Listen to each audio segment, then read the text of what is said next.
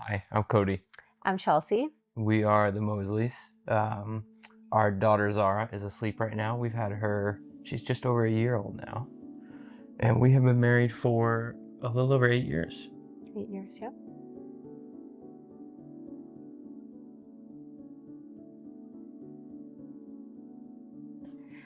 So we met in school, but we were friends first, and we dated in school for maybe 4 or 5 years.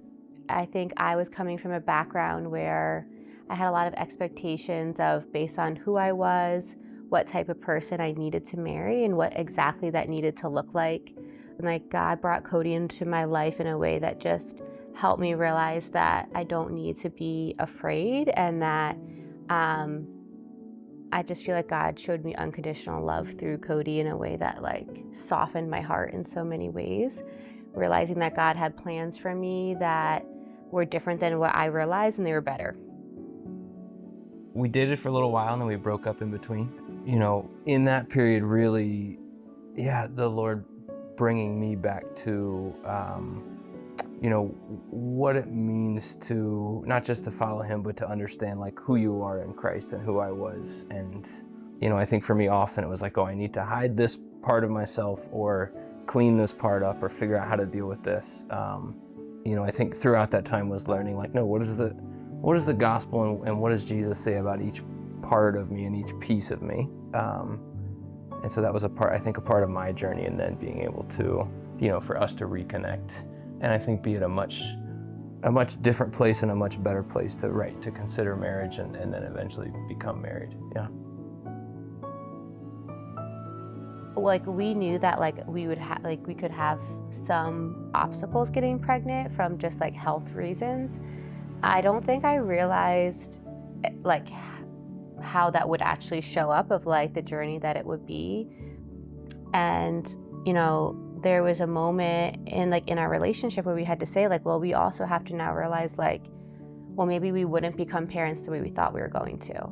And I think that was probably like a really hard part of that season, was more like am I enough to like God to see me in this, but also like to know that God is a good God, like regardless of like we get what we want. And we had to come to a place where we were okay with like whatever happened, and we're so thankful that God blessed us with Zara. But I think that was a lot of our journey of like, we're not in control. Like when we had Zara, she was in the NICU for a week too. And I remember Cody being like, well, right, what God is teaching us that, He is in control and like Zara is His. And I was like, no, let's not learn this too soon. But it was a good reminder that that is like we're stewards of her. And so like, what does it look like to be good stewards of like this little girl that we love, but we also can't control what happens to? When Jesus shows up to Lazarus' tomb and He cries with them, knowing He is about to raise Lazarus, He still enters into the pain with them and the sorrow with them. He isn't just sitting far away recognizing, oh, everything's going to be fine and I'm going to fix everything, but He recognizes and comes close to us. And so I think reflecting on those truths and the truth that, ultimately in the gospel, like Christ is enough. That is more foundational than anything else. It is more true than anything else. And so I think that also is what constantly kind of would bring us back to Christ and recognizing like, okay, we can't make even something as wonderful as having children a bigger thing in our lives, an idol, and something that needs to satisfy us, but recognizing like ultimately, no, Christ is not what He can give us and what He can do for us, but who He is and is ultimately still enough and still what we're made for. When like we go through different seasons, and just to see that God is consistent. Life around me may feel chaotic, but like God is the same God. And so like as we sit in something that's hard, it's like he understands why it's hard for us because he knows where we came from, but he like also knows where we're going. And so like not only does he have that vantage point, it's like he's a good God in the story with us.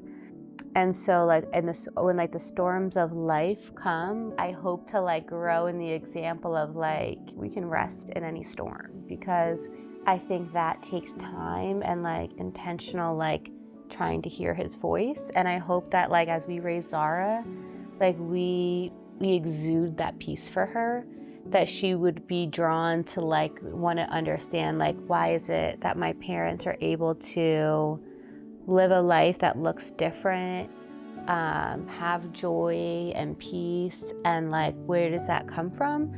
And I think sometimes like that is what would guide a young heart to the Lord. So I hope that we like steward that in our own hearts well, so that it tempts her heart towards wanting to know Jesus too.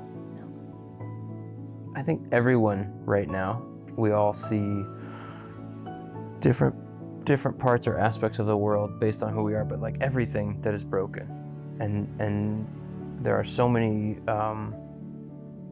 problems, so many issues, so many systems, and the Lord, right, steps into those spaces with us, actually, that he is willing to do anything and everything for each one of us and step into the brokenness, and he is not watching from far away and waiting for the world to get its act together, for people to clean things up or figure things out, but decides to actually enter in to all of these spaces with us, enter into the brokenness, enter into all of the hardship. And he chooses to do that because he chooses to be for us and to be with us. Regardless of who we are, where we are, he always wants to actually enter in next to us and with us in that.